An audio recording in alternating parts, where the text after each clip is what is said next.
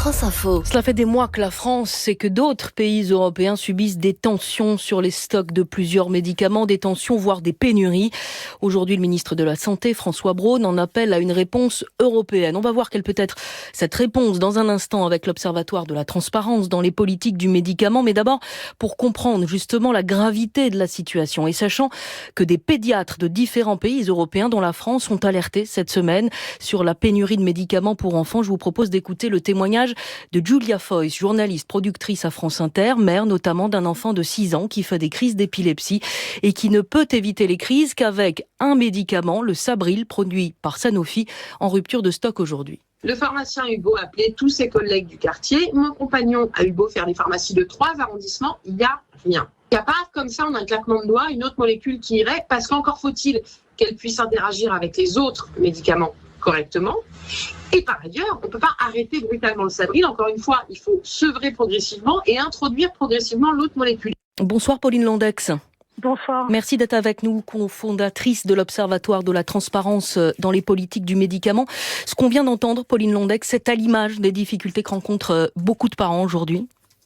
Alors ce qu'on a entendu, ça me met très en colère. Ça me met très en colère parce que ça fait des années et des années que les pénuries de médicaments sont en constante augmentation.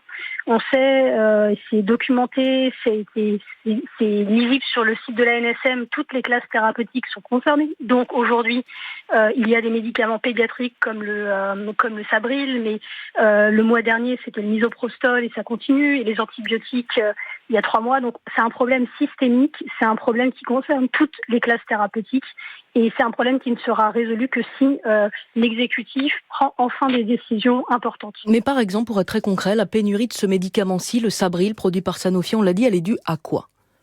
Alors ça peut être dû à différentes choses. Nous, on n'a pas les éléments entre les mains aujourd'hui pour dire précisément à quoi c'est dû. Est-ce que c'est dû à une concentration de la production ? C'est fort probable si Sanofi est le seul producteur. Ce qui fait que si il y a une augmentation de la demande au niveau mondial de ce médicament, pour différentes raisons, en fait, il faut savoir que de toute façon, les besoins en médicaments vont être de plus en plus importants puisqu'il y a une augmentation de la population mondiale. Il y a une augmentation de la capacité à payer des pays à revenus intermédiaires, donc forcément on va avoir besoin de plus de médicaments. Donc la question c'est aussi comment on comble, comment on produit les médicaments supplémentaires dont on a besoin pour répondre à cette augmentation de la demande. Et le souci c'est que quand la production est concentrée entre les mains d'un seul producteur, eh bien dès qu'il y a une offre plus importante d'un autre pays par exemple, ou dès que les stocks n'ont pas réellement été évalués de façon vraiment correcte et juste, eh bien, il peut y avoir des ruptures. Donc, c'est vraiment une chaîne de médicaments très fragile. Et les laboratoires, eux, ils mettent en cause une politique de prix insuffisant pour garantir leur production. Est-ce que c'est le cas ? Alors ça, c'est vraiment l'argument qui revient constamment de la part des firmes pharmaceutiques. Nous, l'argument qu'on leur répond, c'est pourquoi en Suisse, qui est un pays, la Suisse, où les médicaments sont en moyenne 42 plus chers que dans le reste des pays de l'Union européenne, pourquoi la Suisse connaît-elle également des pénuries de médicaments par centaines et comme chez nous, alors que les prix donc, des médicaments sont plus importants. C'est la question qu'il faut se poser. On voit bien que dans des pays, les États-Unis également, où le prix des médicaments est plus élevé, il y a également des pénuries de médicaments.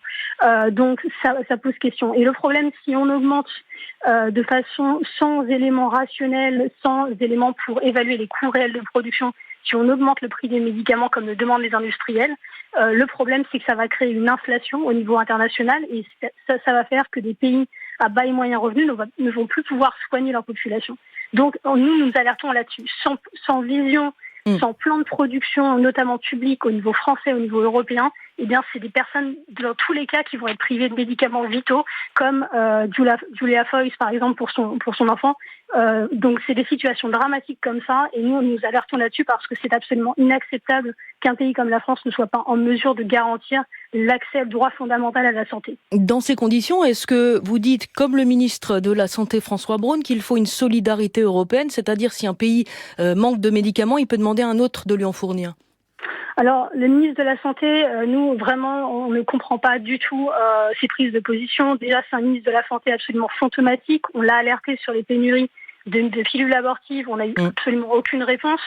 Nous ne comprenons pas vraiment l'attentisme du ministre de la Santé sur cette question depuis des mois et des mois, depuis 6 mois précisément, depuis le début de l'explosion des pénuries d'antibiotiques, où il avait dit qu'il n'y aurait pas de problème, qu'il y aurait des stocks 2 mois plus tard, etc., qu'il y aurait justement des importations d'autres pays européens. Le problème, c'est comme nous sommes dans une situation où les autres pays européens connaissent également des pénuries de médicaments. C'est pas la solution du coup. Voilà, c'est ça. Il faut réfléchir à comment répondre de façon structurelle au problème, et c'est notamment en reprenant la main sur la production de certains médicaments essentiels dont nous avons absolument besoin. Nous sommes vraiment très inquiets parce qu'en février, le gouvernement a annoncé qu'il allait plancher sur une liste de médicaments, une liste critique de médicaments. Sauf qu'il y a déjà des listes de médicaments qui ont été essentiels, qui ont été développés. Il y a la liste des médicaments essentiels de l'OMS. Est-ce qu'il y a une liste européenne ? Est-ce qu'il y a une liste européenne de médicaments essentiels, puisque encore une fois le ministre de la Santé veut qu'elle soit élaborée. Est-ce qu'elle existe déjà celle-ci ? Alors, il y a une liste qui est en cours d'élaboration. Il y a également un plan européen qui vient d'être présenté par la Commission européenne, mais ce plan européen ne comporte absolument pas d'aspect, il ne parle absolument pas ni des prix, ni des questions de production. Donc, c'est un plan assez intéressant sur la politique pharmaceutique parce qu'il y a notamment à réfléchir à une liste de médicaments critiques et également à surveiller les stocks dans les différents pays européens. Donc ça, c'est très intéressant. Mais malheureusement, tant qu'on n'aura pas abordé le cœur du problème, qui est la production de matières premières, de principes actifs pharmaceutiques et de production, notamment en France, on ne pourra pas, et en France et dans les autres pays européens, en collaboration avec ces autres pays, on ne pourra pas répondre de façon en profondeur à ce problème. Et on entend votre colère et votre inquiétude. Pauline Londex, merci beaucoup d'avoir accepté l'invitation de France Info ce soir, cofondatrice de l'Observatoire de la transparence dans les politiques du médicament.